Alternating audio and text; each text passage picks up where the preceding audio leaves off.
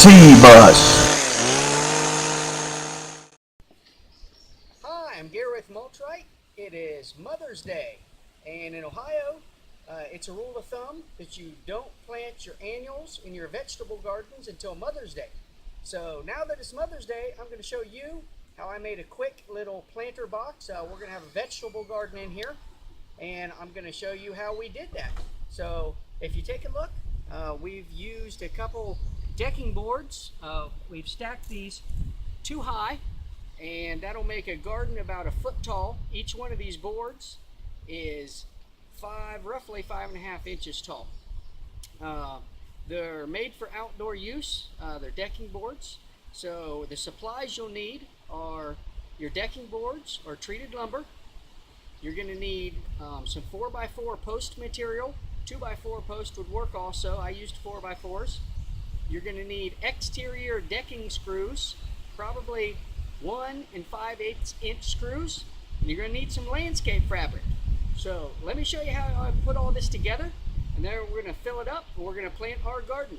Okay, so I didn't have a chance to show you step by step how I made this, but I wanted to start halfway through and let you know how I constructed the box before we fill it with our topsoil and plant our vegetables. So what I did is I made it 2 layers high with deck boards. This is all lumber that I had left over from another project, a couple other projects. So for me, it was pretty available. It was ready to go. All the supplies I pretty much already had except for 1 or 2 things. So the first thing I did is I made our bottom layer on this. You can see I stacked it too high.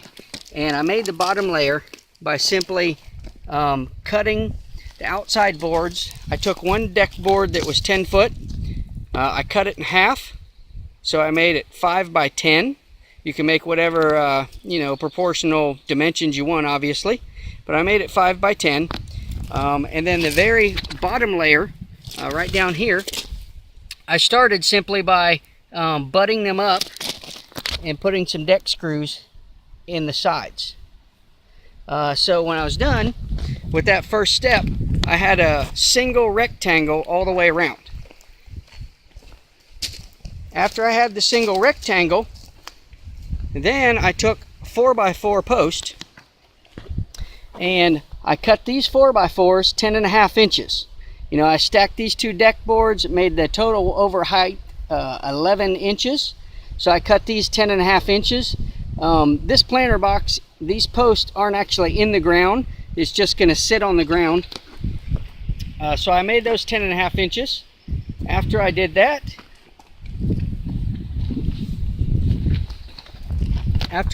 I went ahead and screwed the screws into the posts, and I put my second layer on. So basically, I had the bottom layer, I put the posts on, I screwed the post from the outside in, and then I stacked the second layer. After I did that, I wanted to make sure that my boards along the edges were stable.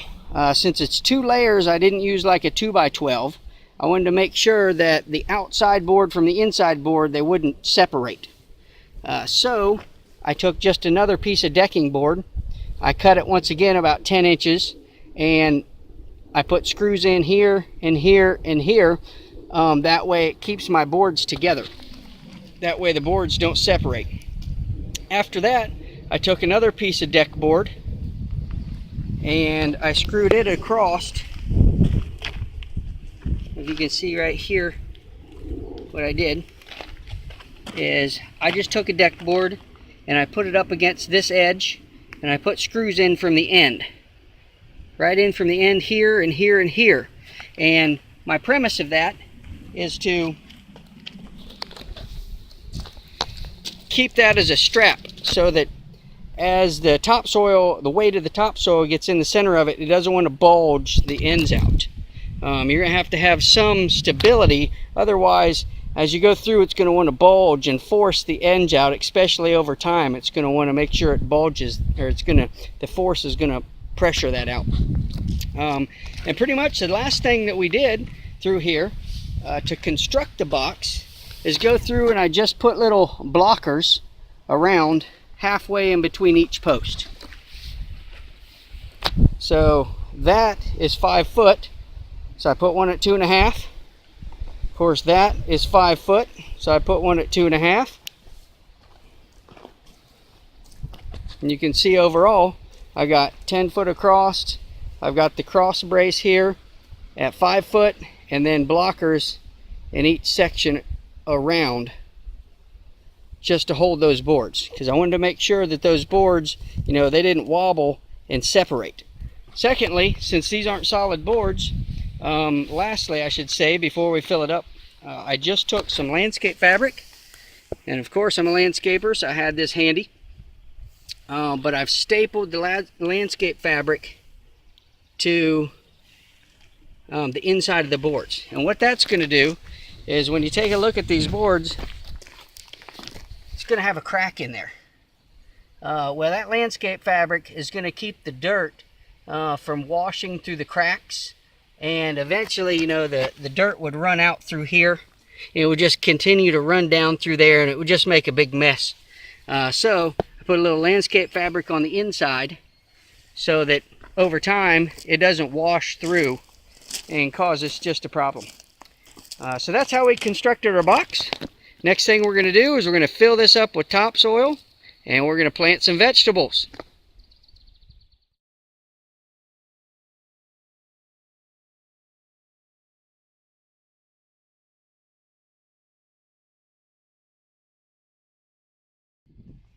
So now that we've got our topsoil in our garden box, all you have to do is rake it out level,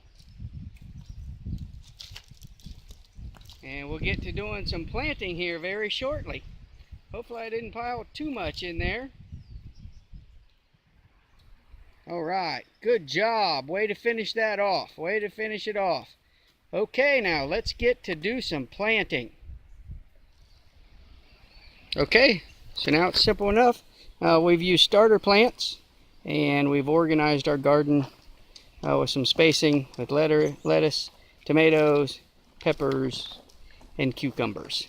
So now it's time to get them in the ground. So it's easy enough if you got loose topsoil. All you need to do is scrape a little spot,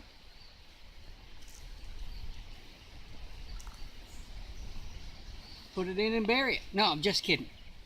You grab the pot, squeeze it a little bit, gently hold it, let it fall out, open up the bottom of your vegetable plant, put it in, and pack around it. You can leave the tags in so you can remember what they are. As you pack around it, just sort of pack it in pretty firm so it doesn't want to fall over. That's all you need to do. Get to the next one.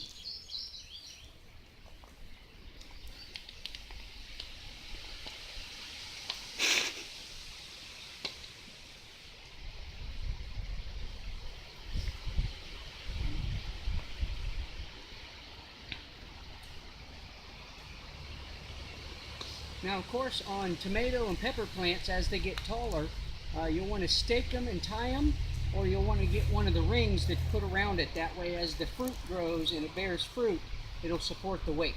But you don't have to do that initially until they're probably 12 inches tall or so. Okay, so we've got them planted, and now it's time. We're just going to put some water on these.